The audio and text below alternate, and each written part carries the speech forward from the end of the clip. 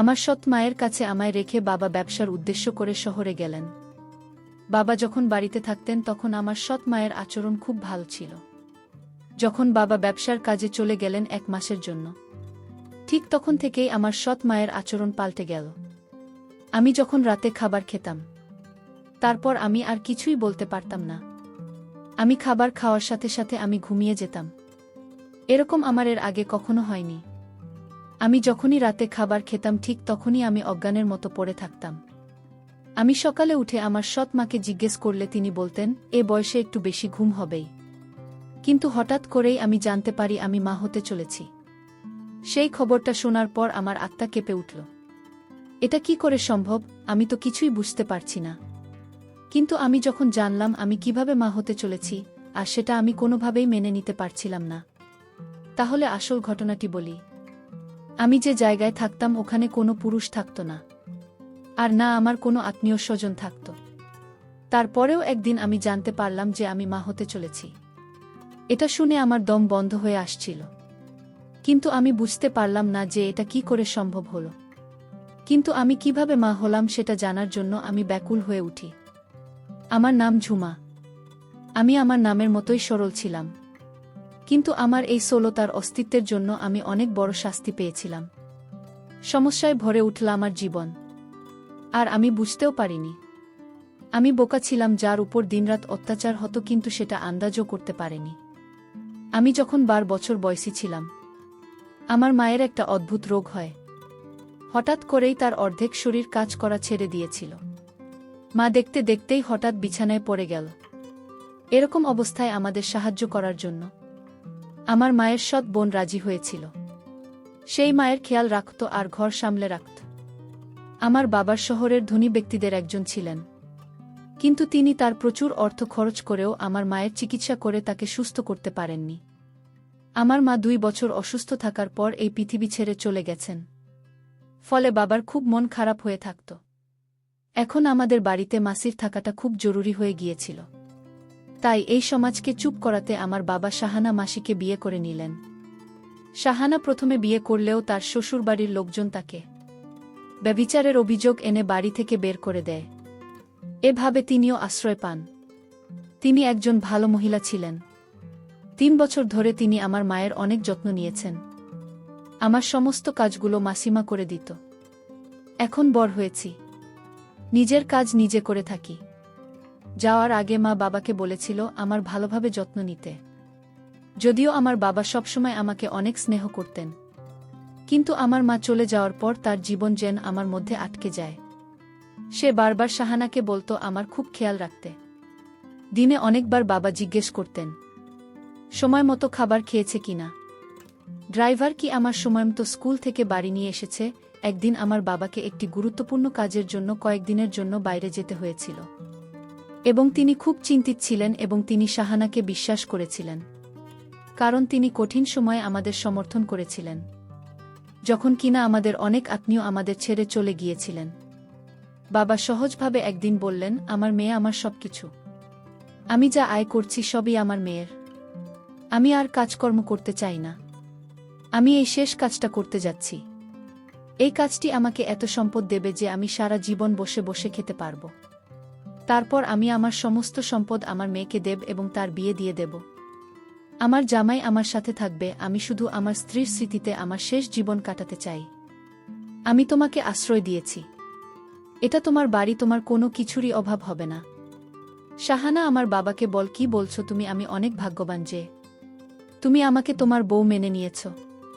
আমিও সারা জীবন ঝুমার মা হয়েই কাটাতে চাই। আমি তার মাকে কথা দিয়েছিলাম যে আমি সব সময় তার যত্ন নেব।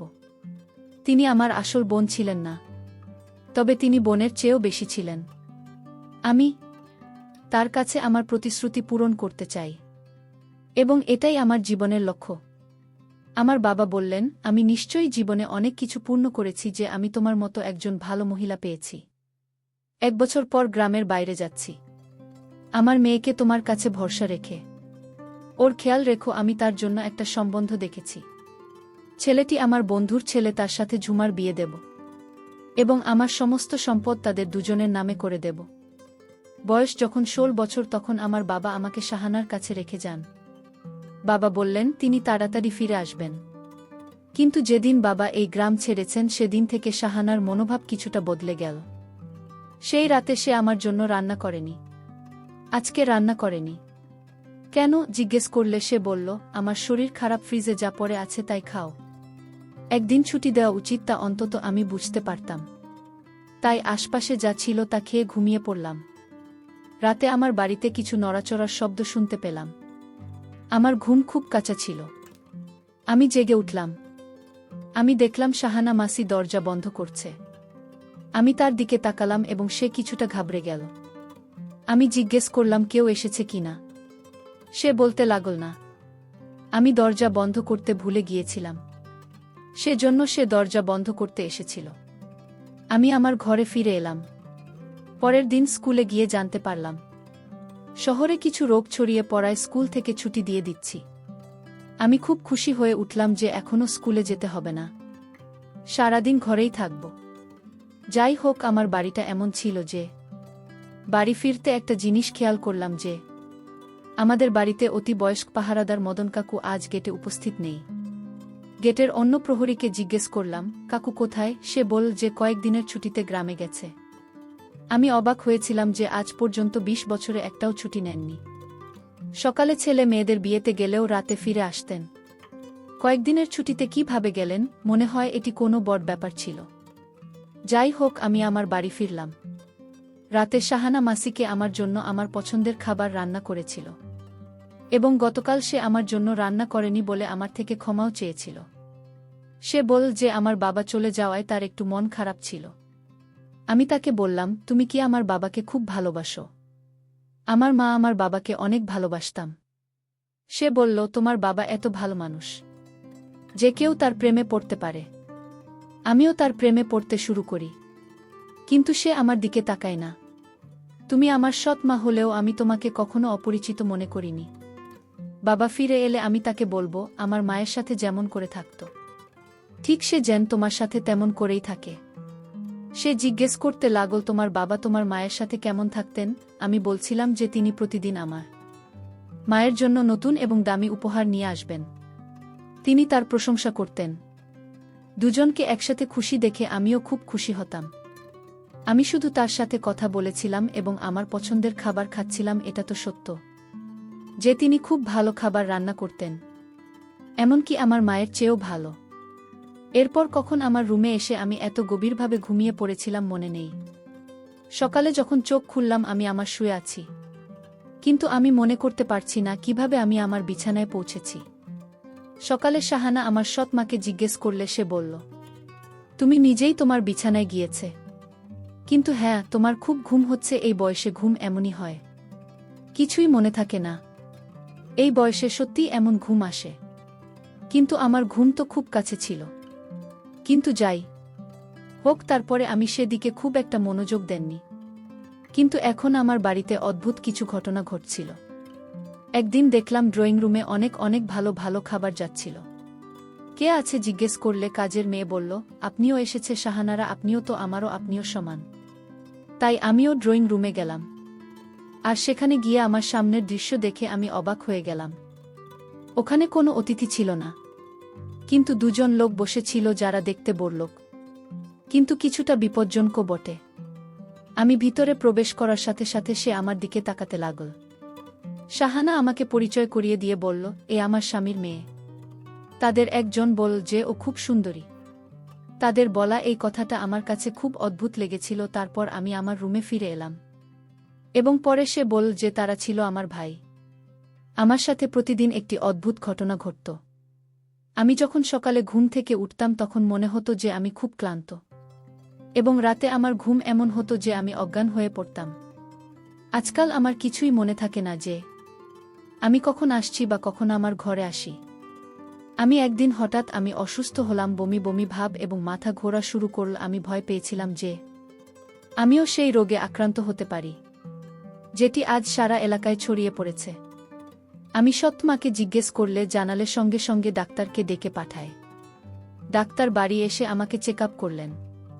তিনি আমার রক্তের নমুনা নিয়েছিলেন এবং বলেছিলেন যে পরীক্ষা করার পরে তিনি রাতে পরীক্ষার ফলাফল জানাবেন। তিনি আমাকে কিছু ওষুধ দিয়ে চলে গেলেন। সে ফোন নিয়ে আমার সামনে দাঁড়িয়েছিল। হঠাৎ কিছু অদ্ভুত কথা বলল। বলতে লাগল, না, এটা হতে পারে না। ডাক্তারবাবু, আপনার নিশ্চয়ই কিছু ভুল হয়েছে। এটা হতে পারে না। আমি চিন্তায় পড়ে গেলাম যে আমার রিপোর্টে কি মনে এসেছে। সে হঠাৎ ফোন কেটে দিল এবং আমার দিকে এমনভাবে এগিয়ে আসছে যেন আমাকে শোনানোর জন্য খুব খারাপ খবর আছে। আমারও মন খারাপ হয়ে গেল। আমি জিজ্ঞেস করলাম, ডাক্তার কি বলছেন? তারপর সে বলতে লাগলো যে ডাক্তার কি বলছেন সেটা পরের কথা। আগে বল, তুমি এটা কিভাবে করতে পারলে? তুমি তোমার বাবার সম্মানের কথা চিন্তা করলে না? তুমি কিভাবে করতে পারলে এটা? এখন সে ফিরে এলে আমি কি জবাব দেব? আন্টি কিসের কথা বলছে? আমি কি করেছি কিছুই বুঝতে পারছি না। ডাক্তার তোমাকে কি বলেছে? আর তুমি আমার সাথে এভাবে কথা বলছো কেন? আমি তো কিছুই করিনি। ডাক্তার বলেছে তুমি মা হতে চলেছেন। তার এটুকু বলায় আমার মাথায় মনে হলো আকাশ ভেঙে পড়ল। আমি হতবাক ছিলাম। এটা কিভাবে হতে পারে? আমি জানতাম না আমার কি হয়েছে। আমি এমন কোনো পাপ করিনি। আমি চিৎকার করে কাঁদতে লাগলাম যে এটা মিথ্যা, ডাক্তারের কিছু ভুল হয়েছে। শাহানা বলেন, ডাক্তারের সঙ্গে হয়তো কিছু ভুল বোঝাবুঝি হয়েছে, সেই জন্য কালকে আমরা অন্য ডাক্তারের কাছে যাব। হঠাৎ তার মনোভাব বদলে গেল। পরের দিন আমাকে অন্য এক ডাক্তারের কাছে নিয়ে যাওয়া হলো। তিনিও বললেন, আমি মা হতে যাচ্ছি, কিন্তু আমি এমন কোনো ভুল করিনি। তাহলে আমার কি হলো? আমি পুরোপুরি বিচলিত হয়ে পড়লাম। দিন রাত কাটতে লাগলাম। আমরা ডাক্তারকে বলেছিলাম যে আপনি কি এর কোনো সমাধান করতে পারবেন? আমাকে ঘরে ফিরিয়ে নিয়ে এসে বলল, তোমার বাবা আমার ভরসায় তোমাকে দিয়ে দিয়েছিলেন। এখন আমি তাকে কি জবাব দেব? আর একটা ঝামেলা হলো, সে দিনই যখন বাবা ফোন করে বললেন, আমি তাড়াতাড়ি আমার কাজকর্ম শেষ করে নিয়েছি, তাই আমি এই সপ্তাহে ফিরছি। ডাক্তার মতে আমার দ্বিতীয় মাস চলছিল এবং আমার বাবা আসার সময় এটি 3 মাস হবে। বাবা ফিরে আসলো আর আমরা দুজনেই খুব চিন্তিত হয়ে পড়লাম। এখন তাকে কিভাবে বলল? বাবা আমার সাথে দেখা করে খুব খুশি হলেন। তিনি আমাদের সাথে বসে খাবার খেলেন এবং শাহনামা সিরাতে তার সাথে কথা বলতে শুরু করল। আমি আমার রুমে বসে ভাবছিলাম এখন কি হবে। এমন সময় হঠাৎ আমার রুমে বাবার চিৎকারের শব্দ আসতে লাগল। আমি তো যেন গান হারিয়ে ফেলব। মনে হচ্ছিল বাবা আমার রুমে এসে কথা বলতে লাগলেন। জিজ্ঞেস করতে লাগলেন, এসব কি? এসব আমার ওই একই কথা। আমি কিছু করিনি। আমি কিছুই করিনি, কিন্তু আমার বাবাকে কথা শোনাতে ছিল।